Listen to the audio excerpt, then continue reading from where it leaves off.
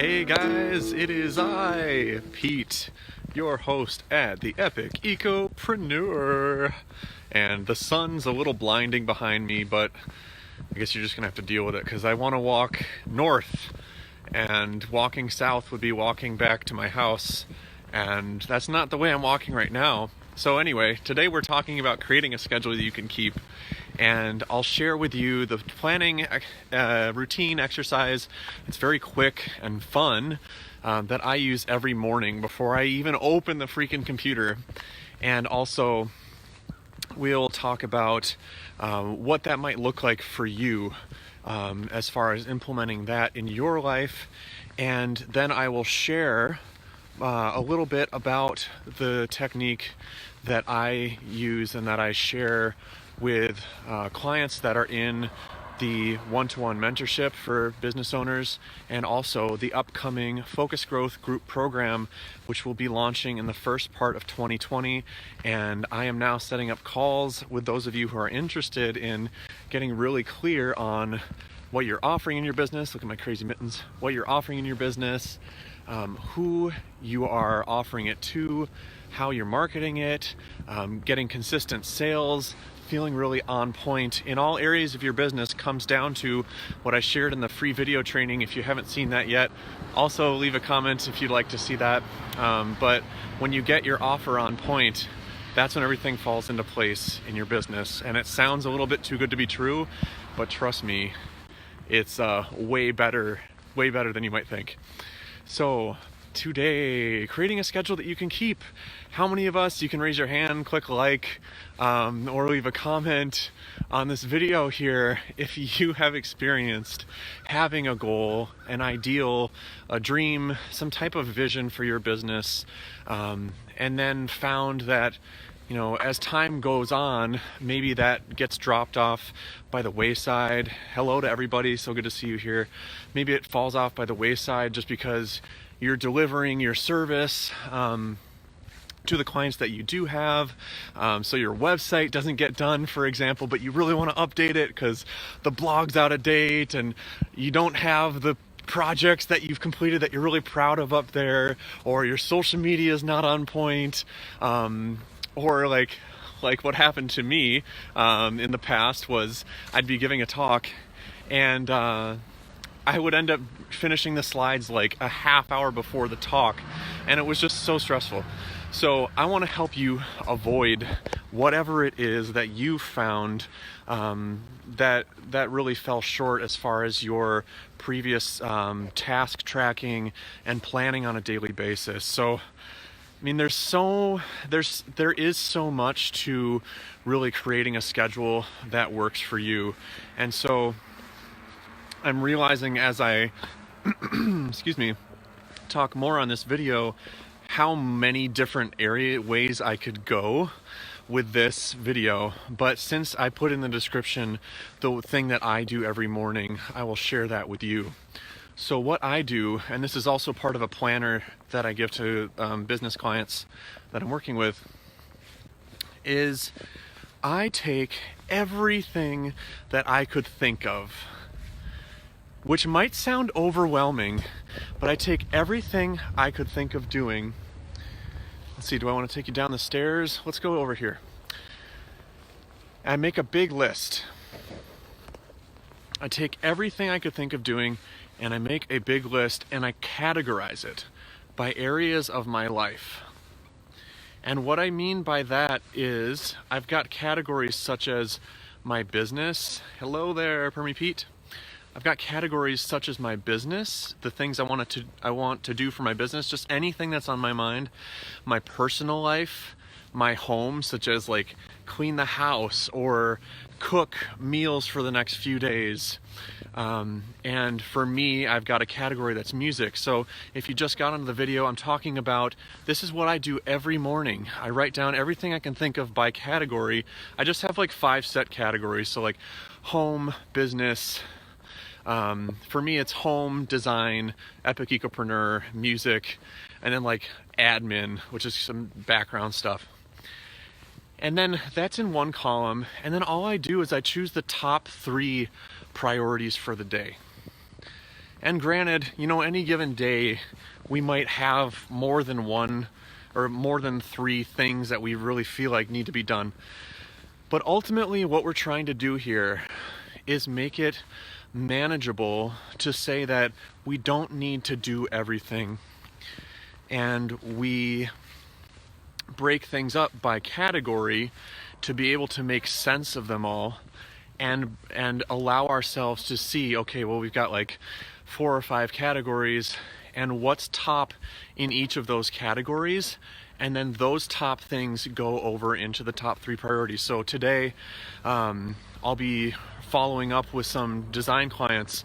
I'm still booking out site visits and things because I do design through the entire winter, and that's something that I'm really proud of for my business. It's something that people that work with me in the Epic Ecopreneur programs that they're doing, as long as they're staying on track and implementing, and I hope you are if we've worked together. If not, definitely send me a message. If you'd like to figure out more about that for yourself and we haven't worked together yet, I'd love to just jump on a 15-minute call and see where things are at for you. We can see what might be the best path for you moving forward as far as creating opportunities for yourself through the dormant season, whenever time of year that may be. If you're in the northern hemisphere, in the north, it's winter, we got a little snow. But all right, I'm getting sidetracked. Long story short, creating those categories, choosing your top 3 priorities, and then ultimately, how do you choose those priorities, right? So a really important thing to consider is, with any priority in your life, is what's going to be most deeply beneficial. There might be a day where your top priority is going on a hike and meditating for 20 minutes in a sunny spot that is going to put you on point for the rest of the day to be either super productive or figure out something in the background of your life that's really bothering you. But what I tend to do is I'll put the top 3 priorities for my business, especially if it's a weekday, because I do keep a 5-day work week. And it's whatever is going to move your business forward the most. So often, one of those top 3 priorities for me is reaching out to prospective clients for my design business. Other priorities might be finally calling your accountant or figuring out that tax thing that's been bothering you. It's those things that are going to free up energy for you. Hey, Cologne, good to see you. Those things that are going to free up energy for you, create opportunities in your business, create clarity and peace of mind in any area of your life. So this isn't about your priority's probably not going to be call great Aunt Susie so I can talk to her and feel good. It's going to make you feel good, but is it going to move your business forward? How can you create, like we're talking if you're a permaculture designer or just holistically minded at all, looking at how is the importance of this thing overlaying in different areas of my life. And that's where the categories of these to-dos in that column I talked about, and how that translates into your top 3 priorities for the day: home, business, avocations, life admin, such as going to renew a driver's license so you can keep driving. What's going to cross off the most benefit off of your to want list? Or because it's not just about doing things, right? Why are you doing them? And that's honestly the difference between somebody who's a high performer and somebody who continually finds reasons to be disappointed in what happened in a certain day. Hey Helen, awesome to see you. This is a gorgeous house, by the way. I love this house. 18 something house. Old. Okay. The house, now oh my gosh, you guys, we're gonna see a design I did. It's not a very striking design. It's at this church here. So the difference between high performers and people who consistently find themselves falling short of their desires for themselves really comes down to high performers. I'm like deep into high performance right now because it's what's creating ease in my life. It's what's going to create ease in your life, and I want that for you. I'll just show you this design and then I'll talk about high performers. And it's funny because I'm about to talk about distraction and getting sidetracked. But this is a fairly conventional design. There was already gravel here. I re-finessed the edges of the bed lines and then put a bunch of native ferns and other things along the side of this building. And then a bunch of other plantings that died, we replaced them. This is when I was doing landscape design with a local plant nursery. The difference between high performers and the people who consistently find themselves underperforming or maybe not meeting their expectations. Maybe you have some desires and that you haven't attained in your business, in your personal life, and it all comes down to the same habits. And this categorized to-do list and the top 3 priorities for the day that I mentioned earlier in the video are critical to being able to attain what you want to. And it's also related to some longer term planning that I can definitely do another post on. And if you're interested in that, you can just write like monthly planning or annual planning in the comments if you'd like me to do a post on that.